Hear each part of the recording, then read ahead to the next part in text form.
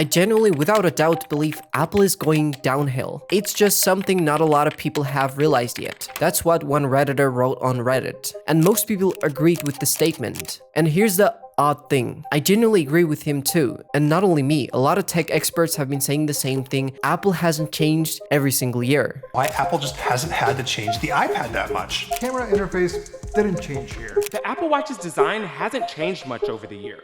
Apple hasn't really dramatically changed things here. It's gotten to the point where owning an Apple product doesn't feel premium anymore like it used to. I mean, what's the point of upgrading to the latest iPhone 17 Pro Max when it's basically the same iPhone 12 Pro Max that was released 6 years ago, just with a better chip and camera? It's nothing like before, when switching from the iPhone 4S to the 5 felt like a massive leap. So I researched this a lot, trying to figure out exactly when Apple stopped innovating and why. Why do their ordinary products like iPhone, MacBooks, AirPods stay in the same design, approximately the same camera quality every single year? And what I found is something nobody actually tells us. Let's dive into it.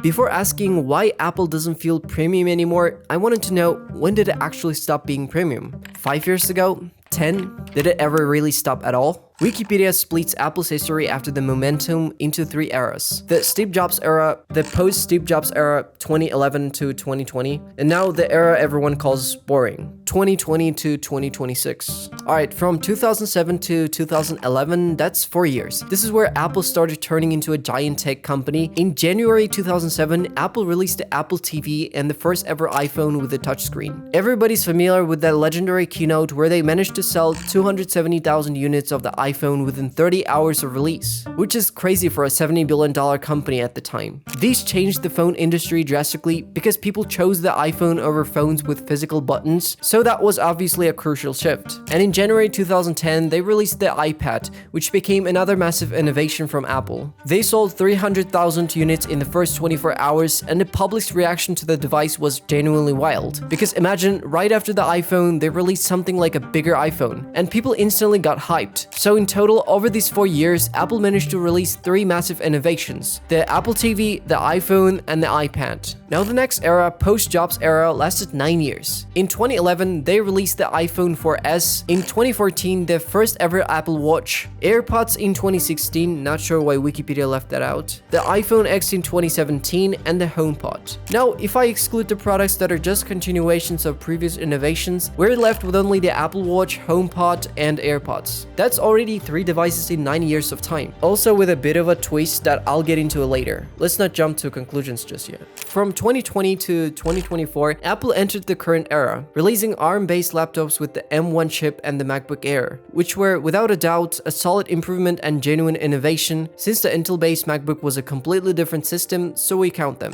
In 2023, they released the Apple Vision Pro, so in the current era we've got 2 products. To better understand this, let's draw a conclusion. From 2007 to 2011, in just 4 years, Apple released 3 massive innovation devices, along with softwares that earned them billions of dollars over the following 2 decades. In the next era, from 2011 to 2020, Apple released 3 genuinely notable devices, which is good, but not really comparable to the Jobs era. I mean, the Apple Watch and the AirPods were solid, but the HomePod doesn't even dominate its own market, holding only around 6% market share. So let's remove the HomePod from the wow devices list and just leave the AirPods and Apple Watch. Even though Apple kept releasing iPhones, iPads, and the MacBooks, those weren't really considered innovations. Now, in our current era, the only truly revolutionary product was the M1 MacBooks, along with the Vision Pro glasses that was supposed to be a breakthrough, just like the iPhone, but to be fair, it then ended up tanking in sales later. Overall, that only really counts as an attempt, so we count 1 product and 1 attempt for this era. In the end, what we got is that Apple's real decline in terms of breakthroughs didn't happen instantly.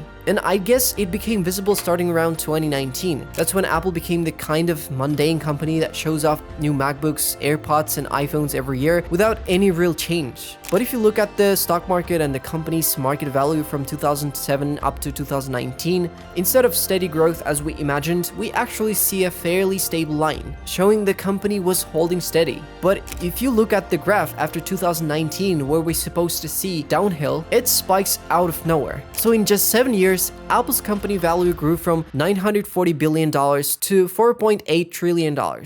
So the question is, if there's no evidence of a wow tech product during that period, what exactly happened to cause that sudden jump?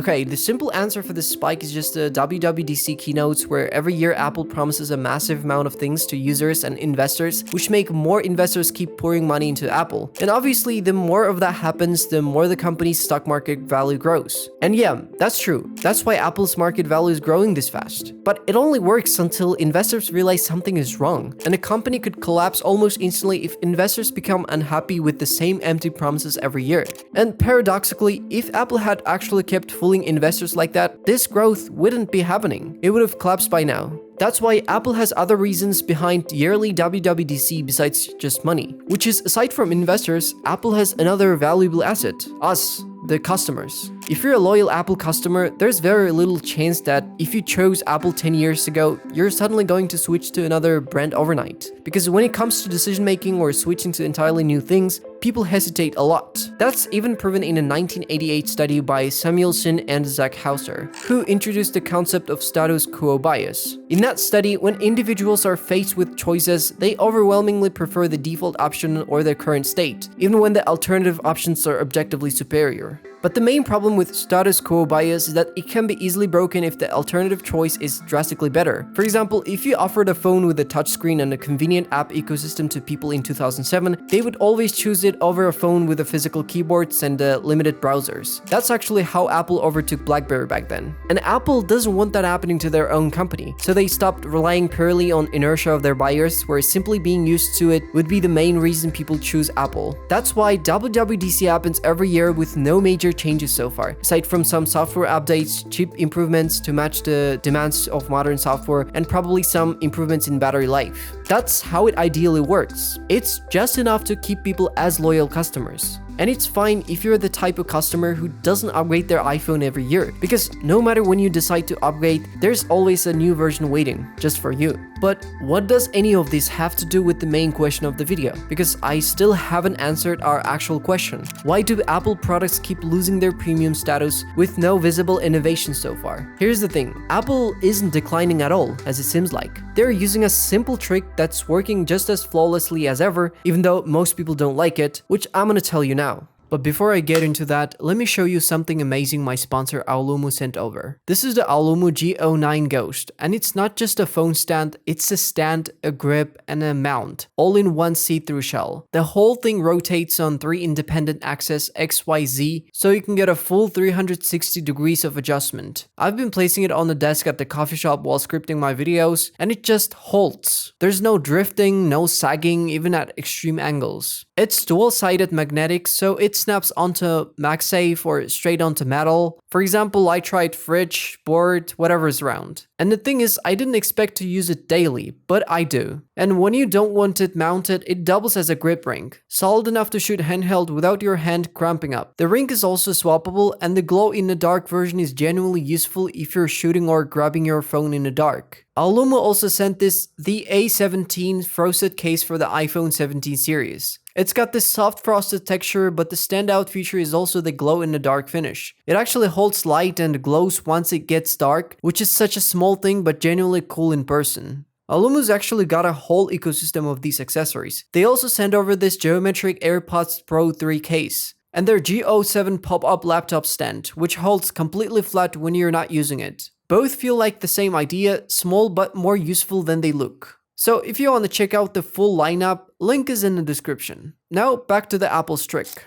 That sounds boring, but Apple conceptualizes your most premium hardware, your phone, your laptop, or smartwatch, as a mundane domestic utility like a refrigerator, washing machine, or microwave. Appliances you don't think twice about when you buy them because they're simply boring, everyday tech. Apple applies that same boring concept to those devices and makes us think their products aren't meant for excitement, but for actual dependable everyday use. To put it simply, remember that we usually don't get excited about our refrigerator or microwave. We buy them because we need them, and they should just work exactly as it intended.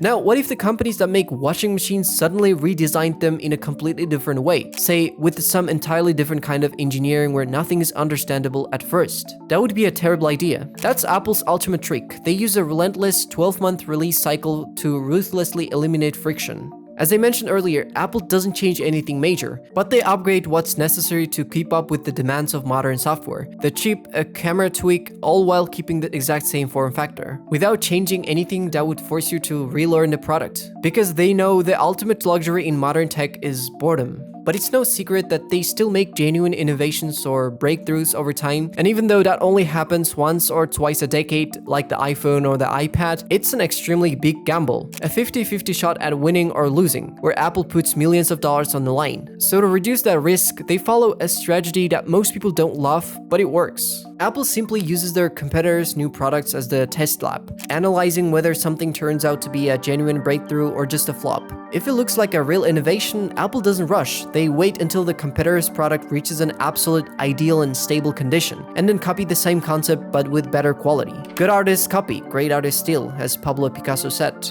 And surprisingly, it still works on people, as if it were a concept Apple designed from the start, because they are the ones who decide the direction of consumer tech evolution. As an example of this is AirPods. In fact, true wireless earbuds existed before AirPods even released in 2016. Companies like Bragi and Erin made their first pairs in 2014 and 2015, but the problem with those was terrible battery life, constant audio dropouts between the left and the right earbud, and bulky chargers, which made them not worth their expensive price at the time. Then in 2016, Apple came onto the stage with their first generation AirPods, offering 5 hours of listening on a full charge, with just 15 minutes of charging providing 3 hours of listening. On top of that, the case wasn't that big, it was relatively normal sized. But people wouldn't like the product right away. In the first year, there were a lot of memes and mockery going around. People just didn't understand why they'd pay $159 for something that simply let you listen to music without a wire. So the breakthrough of AirPods was just a matter of time. In 2019, Apple released the second generation of AirPods and the AirPods Pro, adding more battery life and features like head tracking and the spatial audio to make them worth buying over other headphones. And guess what? Apple changed the industry again. Sales skyrocketed, and because of AirPods, true wireless earbuds are now just ordinary boring tech that almost everybody has. It became so normal that using regular wired earbuds actually became a trend among people.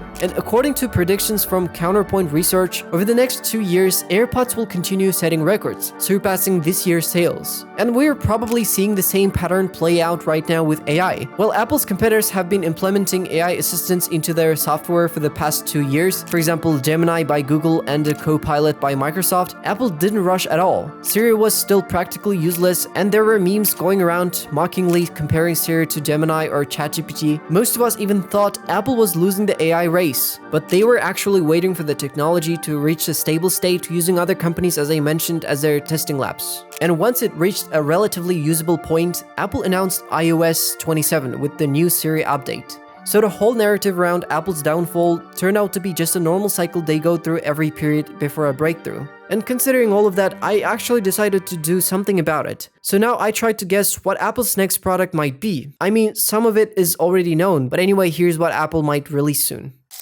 The first and the most important piece of technology Apple must release is a foldable phone, which according to rumors, Apple might already announce this September, apparently called the iPhone Ultra. To be clear, this isn't really an innovation since Samsung already has one, but it might turn out to be better than what Samsung has already released, because no matter how good foldable phones look, they come with massive downsides. Foldable phones have fragile screens since the inner OLED display used for folding is much softer than ordinary glass and can be scratched easily. They also have a crease that's visible at certain angles and looks awful. On top of that, since the battery can fold, it has to sit in one place, which makes battery life lower than on a typical phone. Next is AI smart glasses. Meta actually made a real breakthrough with their Meta Ray-Ban glasses and the Meta display, but the problems are always there. And they are so obvious, it almost feels like the industry is just waiting for Apple to come and fix them. Those problems include bad pairing with devices and a weak battery life, something Apple is generally good at fixing. The Meta Ray-Ban second generation also can film videos horizontally, and video length maxed out at just 1 minute, which is a big limitation. It really feels like Apple will eventually fix all of this and release its own smart glasses one day. So overall, I think Apple is a company that makes innovations and transforms existing products almost instantly. They just wait for the right time to make them high quality and genuinely usable. That's exactly why they've become an almost $5 trillion